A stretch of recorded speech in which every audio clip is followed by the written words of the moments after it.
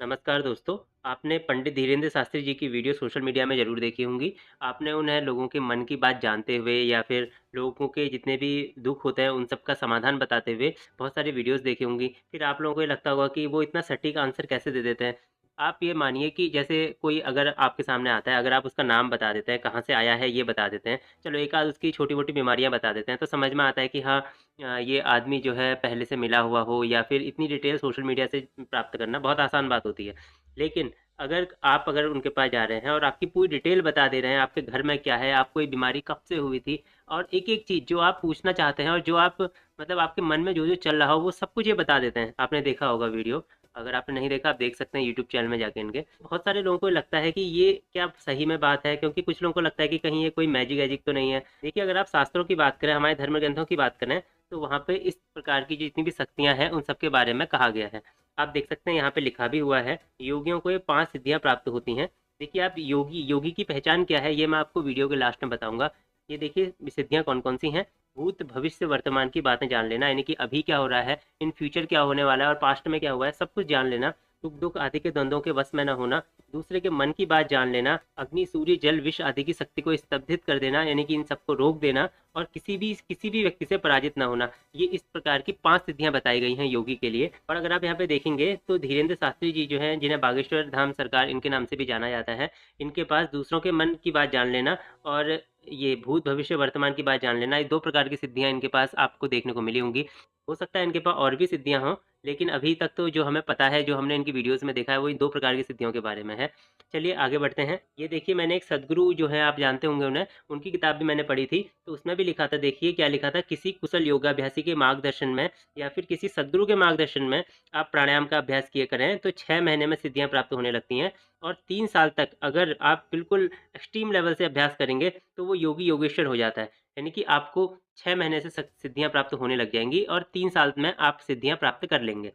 और ये सिद्धियाँ बता भी रखी हैं, देखिए दूसरों के मन की बात जान लेना, भविष्य में होने वाली घटनाओं का पहले से पता चल जाना और ये देखिए आकाश में उड़ना और बहुत सारी यहाँ पे सिद्धियाँ यहाँ पे लिखी हुई हैं पहले से ही। और ये देखिए दूसरे के मन की बात जानने की शक्ति, ये सब यहाँ पे लिखा हुआ है। ये सब जिन लोगों को लगता है कि ये सब मनगढ़ंत बातें हैं, तो अध्यात्म में हमारे ये सब चीज़ें पहले से ही लिखी हुई हैं, ये कोई मनगढ़ंत नहीं है। आगे देखते हैं, ये देखिए प्राणियों के मन की बात जान लेना और इस प्रकार की जितनी भी सिद्धियाँ होती हैं, ये सब लास्ट में देखिए क्या लिखा है, वात संबंधी होती हैं। वात संबंधी, वात मतलब होता है हमारा वायु। और ये सिद्धियाँ आपको कैसे मिल सकती हैं? वायुदेव की कृपा से मिल सकती हैं। वायु मतलब हो गया पवन, या तो वायुदेव की कृपा से मिलेंगी या जो वायुदेव के पुत्र हैं, यानी कि जो वायु यानी कि पवन, पवन के जो पुत्र हैं, नहीं पवन पुत्र मतलब हनुमान जी, या तो हनुमान जी की कृपा से आपको मिल सकती हैं। अभी आपने देखा होगा कि जो बागेश्वर धाम सरकार यानी कि धीरेन्द्र शास्त्री जी जो हैं, उनके हाथ में एक गदा रहती है हमेशा। वो छोटी-सी गदा आपने देखी होगी ना, तो इससे हमें पता चलता है कि वो हनुमान जी के बहुत बड़े भक्त हैं। अब हनुमान जी से रिलेटेड बात आई है, तो मैं एक बात आपको बता देता हूँ, आप जानते भी होंगे। ये हनुमान चालीसा में आपने श्लोक जरूर पढ़ा होगा, अष्ट सिद्धि नौ निधि के दाता असबर दीन जानकी माता। यानी कि जानकी माता ने एक वर दिया था किसको, हनुमान जी को। उन्होंने बोला था आप अष्ट सिद्धि और नौ निधि के दाता हैं, यानी कि आपके पास, यानी कि हनुमान जी के पास 8 सिद्धियां भी हैं, 9 निधियां भी हैं और उनके पास ये अथॉरिटी है, यानी कि वो इन सिद्धियों को किसी और को भी दे सकते हैं।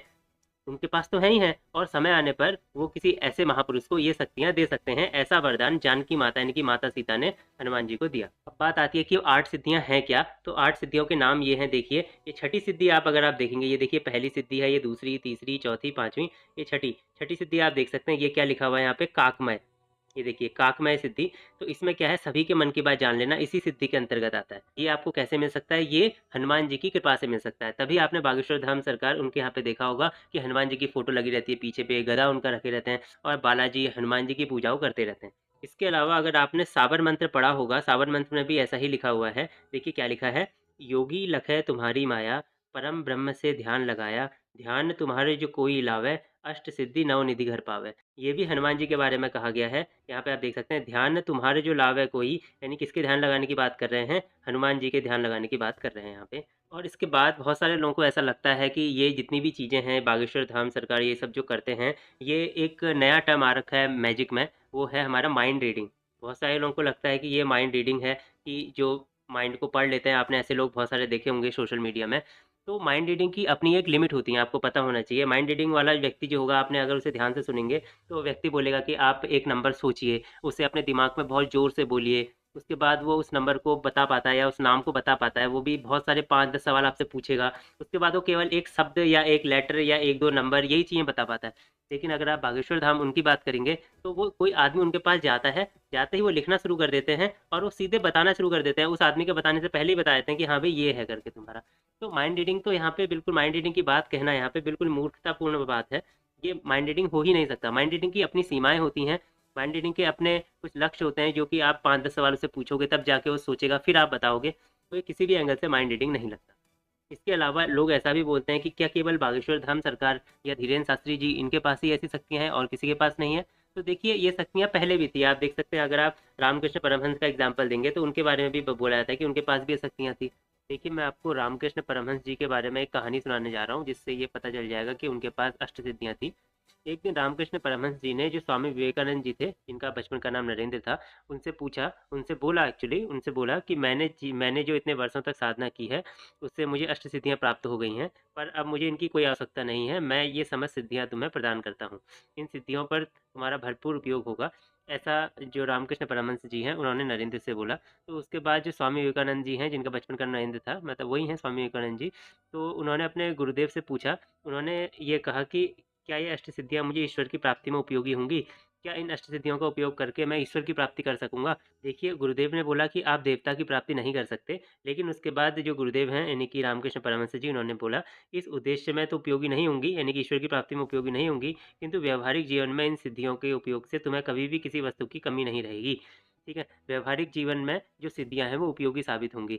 तभी आपने देखा होगा कि जो बागेश्वर धाम सरकार हैं, पंडित धीरेन्द्र शास्त्री जी हैं, वो लोगों के व्यावहारिक दुःख, यानी कि किसी की कोई बीमारी हो गई है, किसी की कोई अपनी घरेलू प्रॉब्लम है या फिर कोई भी और प्रॉब्लम है जो नॉर्मल समाज से संबंधी प्रॉब्लम है, उनको ये इस सिद्धि का उपयोग करते हुए दूर करते हैं। और ये सुन के जो नरेंद्र हैं, यानी कि जो हमारे स्वामी विवेकानंद जी हैं, उन्होंने बोला कि गुरुदेव, फिर मुझे इन सिद्धियों की कोई आवश्यकता नहीं है। तो उन्होंने ये सिद्धियाँ लेने से मना कर दिया, क्योंकि स्वामी विवेकानंद जी का एक उद्देश्य था कि वो ईश्वर की प्राप्ति करें, वो इन सिद्धियों के पीछे नहीं पड़ना चाहते थे।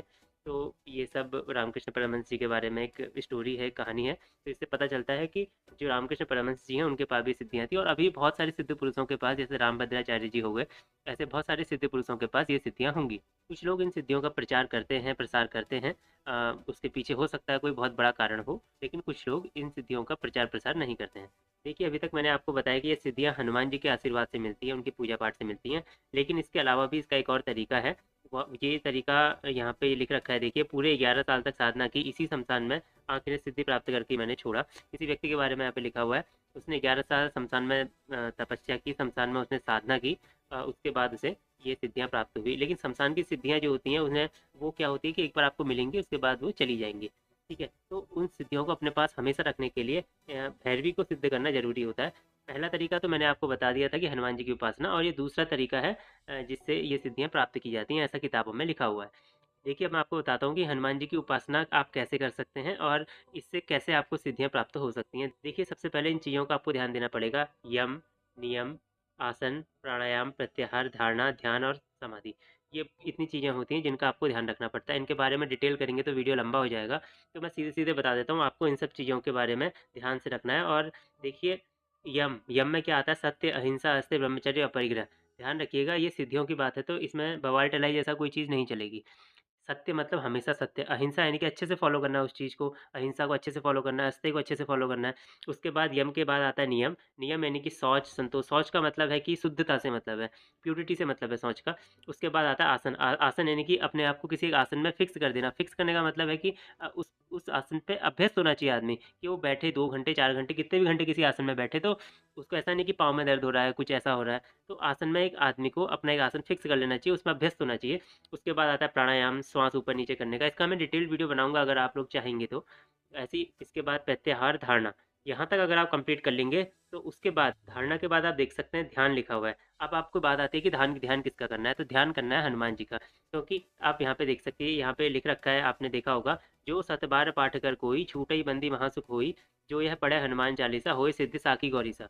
मतलब हनुमान चालीसा में लिखा है कि जो हनुमान चालीसा 100 बार पढ़ता है, 100 बार तो आप नॉर्मली पढ़ लेते होंगे, डेली आप एक बार भी पढ़ेंगे तो साल में 365 दिन होते हैं, तो 365 बार आप रामायण, ये हनुमान चालीसा पढ़ लेते होंगे। लेकिन ऐसे नहीं, जब आप धारणा इस लेवल तक पहुंच जाएंगे, देखिए, यम, नियम, आसन, प्राणायाम, प्रत्याहार, धारणा, यहाँ तक जब आप पहुंच जाएंगे, उसके बाद अगर आप हनुमान जी का ध्यान करते हैं, 100 बार हनुमान चालीसा पढ़ते हैं, तो आपको ये सिद्धियाँ प्राप्त होंगी।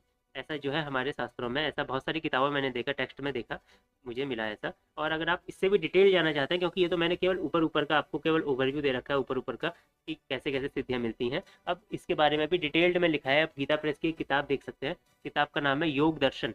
योग दर्शन नाम की एक किताब है, गीता प्रेस की आती है, उसे आप देख सकते हैं। उसमें और भी ज़्यादा डिटेल में लिखा हुआ है, उसे आप पढ़ सकते हैं।